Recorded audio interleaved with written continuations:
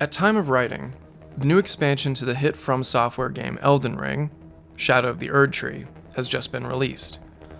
Well, while everyone is playing the very newest From Software game, I've been doing something else. I've been playing a game about speed, violence, and metal, where agents of a nightmarish, ultra-capitalist regime of corporate control are locked in combat with an authoritarian state power, where both sides use machines to augment human speed and ferocity in a manner as unnatural as it is terrifying. That's right, I've been playing Need for Speed Hot Pursuit Remastered.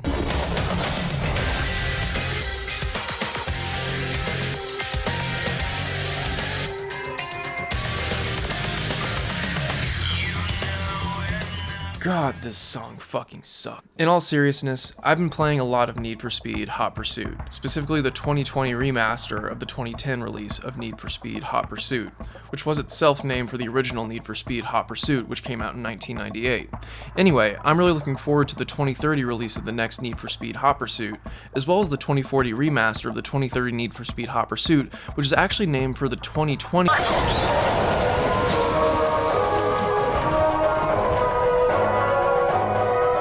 Sorry. I've been playing a lot of Need for Speed, and I've been enjoying it, but I've been shocked at how violent it feels. Now, a lot of arcade racing games like Hot Pursuit have emphasized car crashes. Whom amongst us has not whiled away an afternoon playing Burnout Revenge for the PS2? But the Hot Pursuit games, semi-uniquely for the Need for Speed series, let you play not only as an illicit street racer, but as a cop. And as ridiculous as this might sound at first, the spectacle of watching a cop car smash a racer off the road unlocked for me the glaringly obvious observation that Need for Speed Hot Pursuit is extremely violent. Basically, the representation of police is just enough context to make the game's violence legible as violence, not just a digitized version of smashing toy cars together. But this isn't a video where I'm going to condemn Need for Speed for making police violence pleasurable. Not exactly, anyway. Instead, I want to do something a little weirder and a little more complex. I want to talk about how Need for Speed Hot Pursuit contextualizes and then decontextualizes its racers versus cops gameplay in order to talk about how the game plays with police violence by letting you identify simultaneously with the criminals and the cops. And by doing that, Need for Speed reveals a power fantasy which is operative in both police violence and everyday capitalist life. The fantasy of individual empowerment, which is achieved in the act of interfacing with a machine, be it a video game or a car.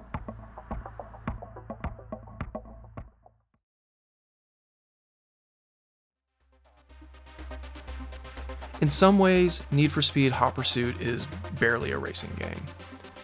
Better put, it is sometimes a racing game. Don't get me wrong, it's a great game about driving. It feels amazing to play. The cars feel weighty, yet incredibly fast. As you play, you feel you're pushing the limits of these machines. When you hit top speed and need to drift through a sharp turn, you feel as though you're barely overcoming the forward momentum of the car.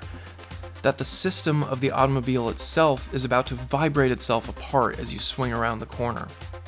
As if you've won a hard-fought battle against the laws of physics in a half-second of instinctive maneuvering. Hot Pursuit's time trial events are great because they're demanding. It's hard to get gold, and therefore getting the gold medal requires attentive, skillful, and often risky driving, meaning you're constantly experiencing this mix of vertiginous speed and determined precision. But you're only focused on this kind of precise negotiation of car and track around half the time.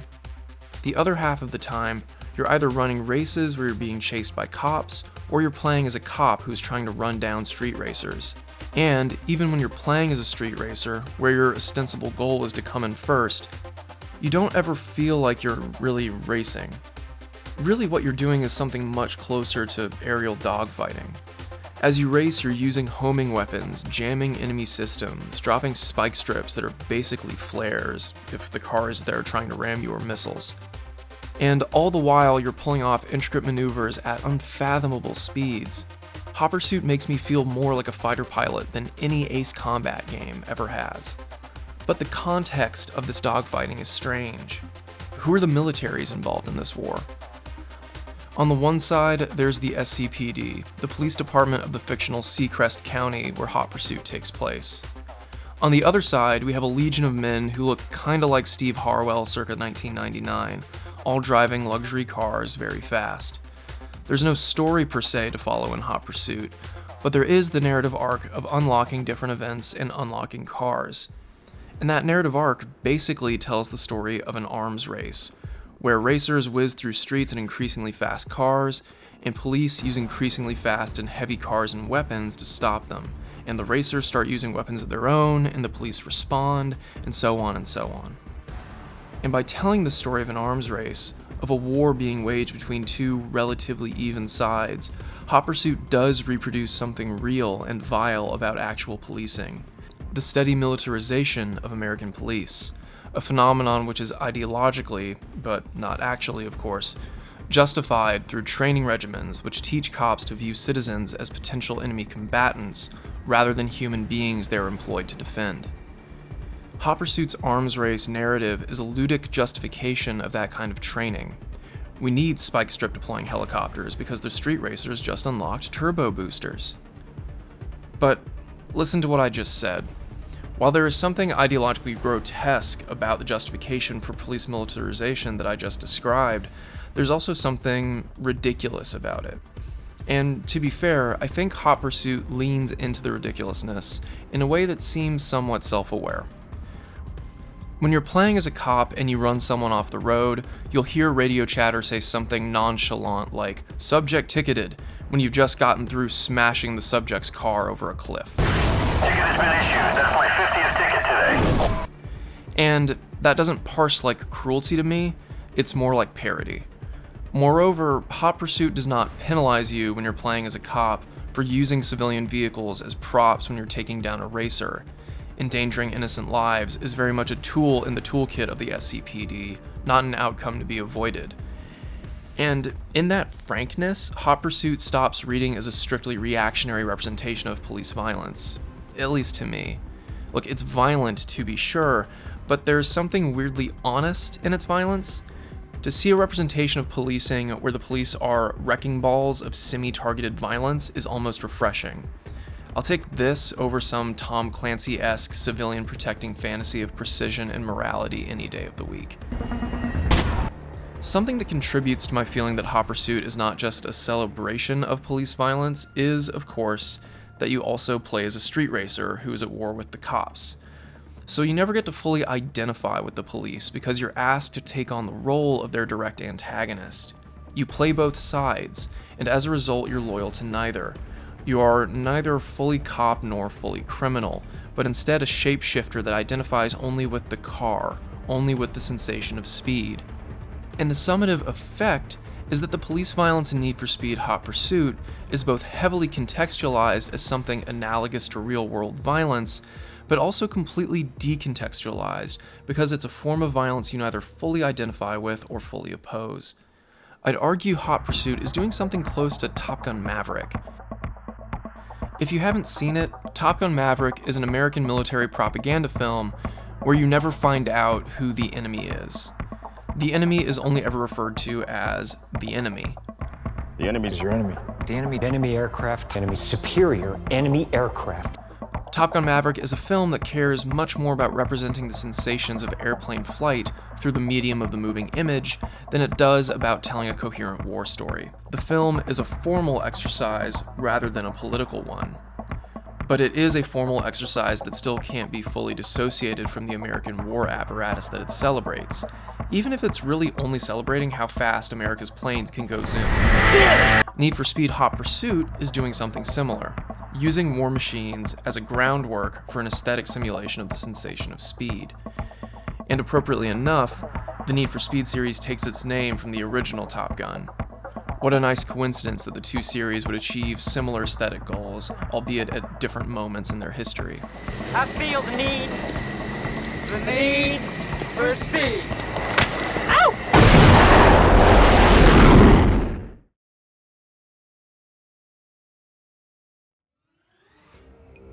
Now, at one point when I was sketching out this video, this was where the argument ended.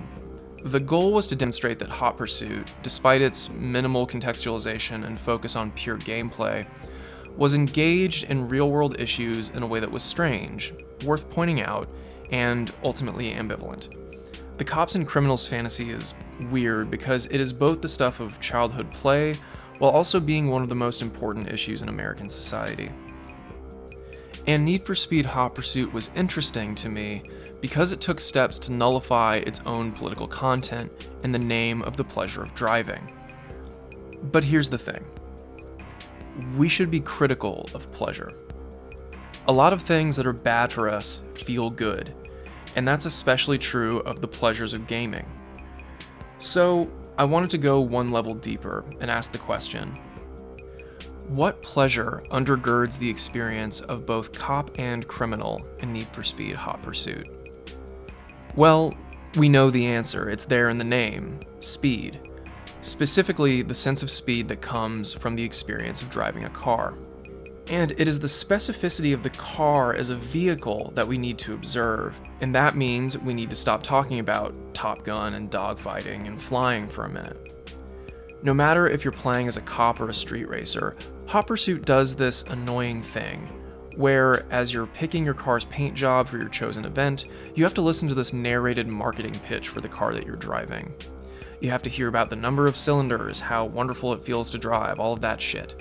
Superior dynamics and levels of safety and everyday practicality that are the hallmarks of Mercedes-Benz. You're watching a montage of me insistently skipping past this narration right now. I don't need to hear any of this.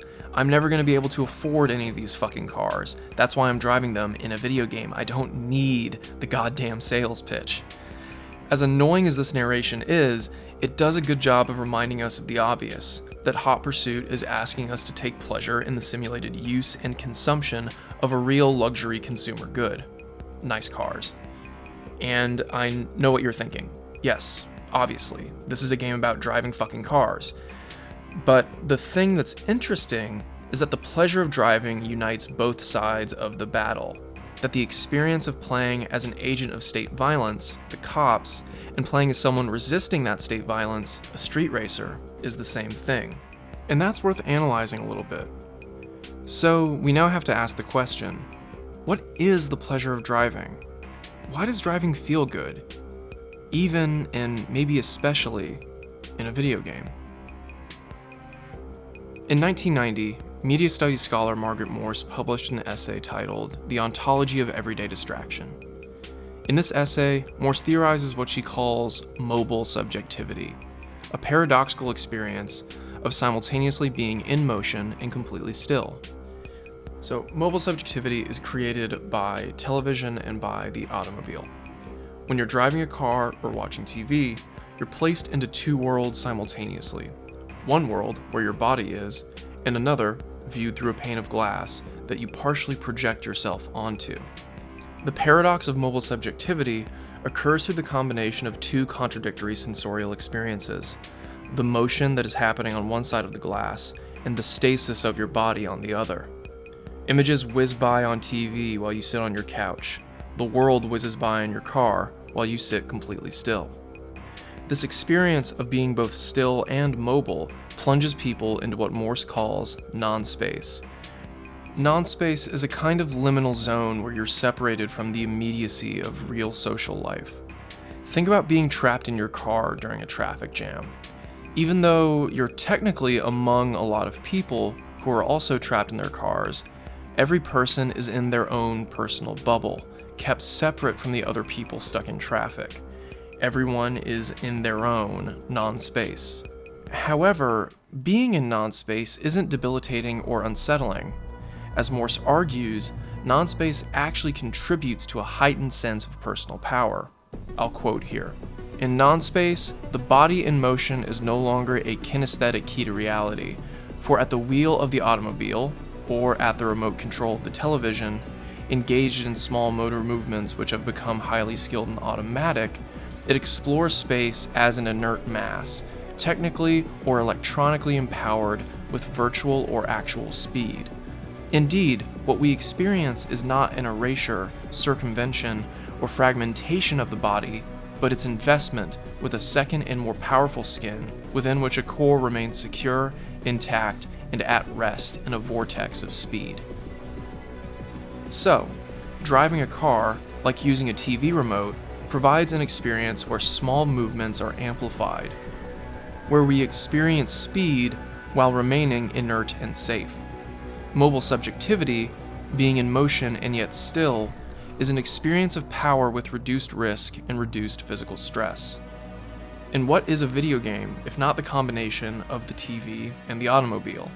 An experience where we are simultaneously in one place and another, performing small actions that are enhanced, that provide us a sense of mobility and power from the comfort of a chair or sofa. Games are often talked about as power fantasies, and I think there's a bit of a mistake in the precise way they're talked about as power fantasies, though. Often, when we think about the power fantasy of video games, that power fantasy is tied to a specific representation of power. For example, games are power fantasies because they let you be a soldier or an armored core pilot, or they let you drive an expensive car. But really, I think the power fantasy doesn't come from what we're doing, but how we're doing it. Mobile subjectivity is an experience where, when we're at our most inert, we still feel fast and powerful. We feel a heightened sense of self, where even when we're doing nothing, we feel like we're everything. Cars and video games provide the same kind of empowerment, where we get to occupy two worlds at once. We get to be still in one world and in control of another world across the glass. Basically, games are a kind of non-space, where we experience an interactive fictional reality as a second and more powerful skin for our own bodies.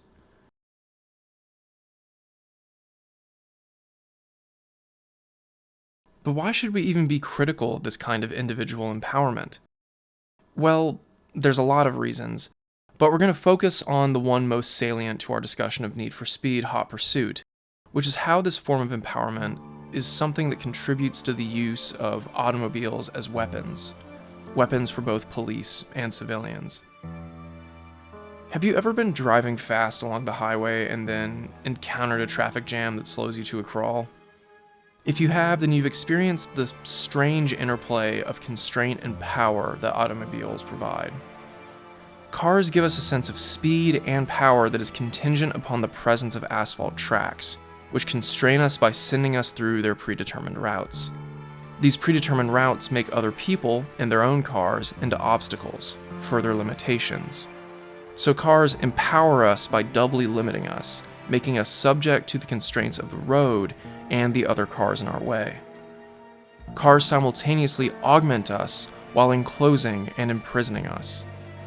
So automobiles make us recede into ourselves. They cast us as individual actors while also transforming others on the roadway into impediments. Every highway is a war of all against all, that we mostly agree not to fight out of the fear of damaging our vehicle, which is expensive, or being arrested, which is time-consuming and incredibly damaging. But is the impulse to fight that war against everyone else on the road not always there? At one point when I was planning this video, I was going to show some footage of real vehicular violence. As the tone of this video got jokier though, I thought that showing real violence was inappropriate. So here's some more out-of-context gameplay footage for you to look at instead. But we are going to talk about the use of cars as weapons in real life. If your head hasn't been in the sand for the last decade or so, you've seen videos online of cars ramming into protesters. We've seen the footage of James Fields running his car into Unite the Right counter-protesters, an event where he killed Heather Heyer. We've seen the NYPD run cars into Black Lives Matter protesters. We've seen that one freak in Panama who gunned down 2 environmental activists because they were blocking the road. We've seen that one video of a police officer performing a pit maneuver on a van that he thought didn't pull over fast enough, overturning it and threatening the life of the pregnant driver. In all of these cases, the car becomes weaponized, a machinic extension of its driver, a vehicle for the removal of ideological or actual obstacles that interfere with the driver's field of action. If the car is a vehicle for individual empowerment, It is one that pits individuals against one another, that puts us in a constricting world where we are never with one another, but immersed in our own individual non-space, antisocial and alone. A car is a lot like a gun. The car is a weapon to be wielded not just by state actors, not just by cops, but by anyone who chooses to devalue the lives of others while minimizing risks to their own. The car is a luxury good that provides a pleasurable experience of increased speed, increased power, and increased control. The car makes everything on the opposite side of the windshield virtual, an obstacle which impedes the empowered sense of self that the automobile provides. It makes everything on the opposite side of the glass a variable to be controlled. It transforms the self into a wrecking ball, a weapon. Can you imagine a better subject for a video game?